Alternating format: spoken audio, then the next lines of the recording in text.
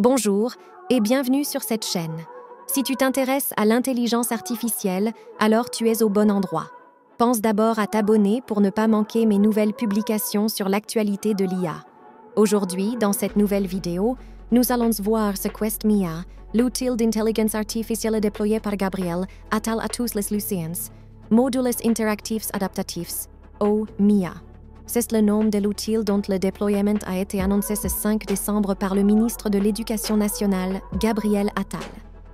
Mis au point par l'entreprise EvidenceBee, le système MIA prend la forme d'une application. Elle sera à disposition de l'ensemble des quelques 800 000 élèves de seconde en septembre 2024 et dès février 2024 pour 200 000 d'entre eux.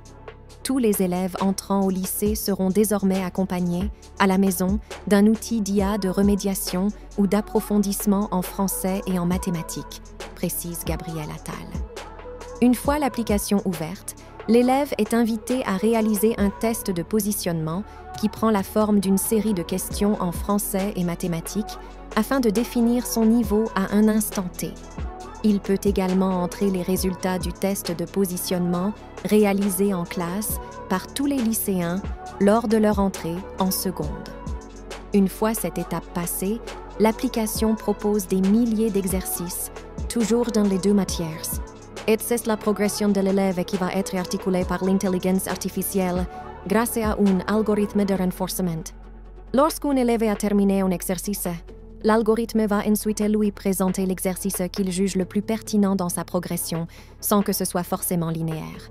Un élève n'aura jamais la même suite d'exercices qu'un autre. Par ailleurs, l'intelligence artificielle va pouvoir s'évaluer elle-même, grâce à un processus apprentissage automatique, notamment pour déterminer si l'enchaînement des exercices qui a été proposé a permis à un élève de progresser plus rapidement. En analysant les données de l'ensemble des élèves, l'algorithme pourra automatiquement faire évoluer ses recommendations. La machine fait donc progresser chaque élève et chaque élève fait progresser la machine.